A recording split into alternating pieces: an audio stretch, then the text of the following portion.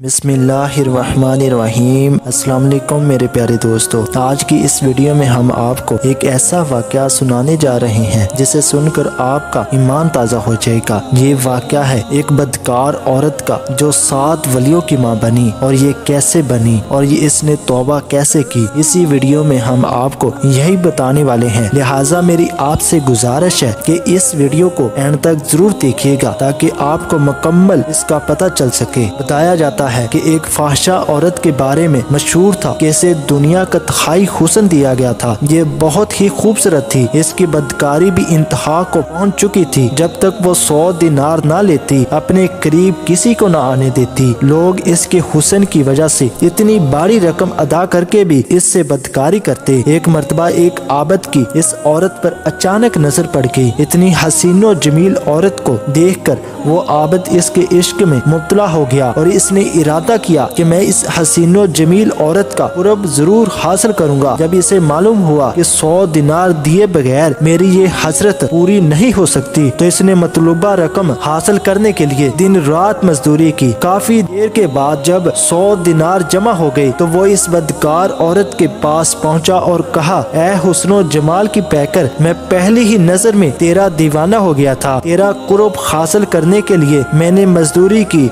और अब 100 दिनार लेकर तेरे पास आया हूँ। ये सुनकर इस फाहशा औरत ने कहा, अंदर आ जाओ। जब वो आबद कमरे में दाखिल हुआ तो देखा कि वो हसीनो जमील औरत सोने के तख्त पर बैठी है। इसने आबद से कहा, मेरे करीब आओ और अपनी ख्वाहिश पूरी कर लो। मैं हाजिर हूँ, आओ मेरे करीब आओ। वो आबद बेताब होकर इसकी तरफ बढ़ा और इसके करीब तख्त पर जा बैठा। जब वो दोनों बदकारी के लिए बिल्कुल तैयार हो गए तो इस आबद की साबका इबादत इसके काम आ गई और इसे अल्लाह ताला की बारगाह में हाजिरी का दिन याद आ गया। बस ये ख्याल आना था कि इसके जिस्म पर कब कपी तारी हो गई, इसकी शहवत खत्म हो गई और इसे अपने इस बदकारी इरादे पर बहुत शर्मिंदगी हुई। इसने औरत से कहा, मुझे जाने दो और ये 100 दिनार भी तुम अपने पास रखो, मैं इस गुनाह से बाज आया। इस औरत ने हैरान होकर पूछा, आखिर तुम्हें क्या हुआ है? तुम तो कह रहे थे तुम्हारा हुस्न और जमाल देखकर मैं दीवाना हो गया हूँ और मेरा कुर्ब हासिल करने के लिए तुमने बहुत मेहनत की है। अब जब कि तुम मेरे कुर्ब में हो और मैंने अपने आप को तुम्हारे हवाले कर दिया है और अब तुम मुझसे दूर भाग रही हो, आखिर क्या चीज तुम्हें मेरे करीब आने से मना कर रही है? यह सुनकर इस आबद ने कहा, मुझे अपने रब अल्लाह ताला से डर लग रहा है और इसका खौफ तेरी तरफ माइल नहीं होने दे रहा। मुझे इस दिन का खौफो दामन घेर रहा है जब मैं अपने पाक परवरदिगार की बारगाह में हाजिर होऊंगा। अगर मैंने ये गुनाह कर लिया तो कल बरोज़े क़यामत अल्लाह ताला की नाराजगी का सामना किस तरह कर सकूंगा? लिहाजा अब मेरा दिल तुझसे उचाट हो चुका है, मुझे यहाँ से जाने दो। आबद की ये बातें सुनकर फाहशा औरत बहुत हैरान हुई और कहने लगी, अगर तुम अपनी इस गुफ्तगू में सच्चे हो तो मैं भी पुख्ता इरादा करती हूँ कि तुम्हारे अलावा कोई और मेरा शोहर हरगिज़ नहीं बन सकता। मैं तुम ही से शादी करूँगी। आबद कहने लगा, तुम मुझे छोड़ दो, मुझे बहुत घबराहट हो रही है। औरत ने कहा, अगर तुम मुझसे शादी कर लो तो तुम्हें छोड़ देती हूँ। आबद ने कहा, जब तक मैं यहाँ से चला ना जाऊँ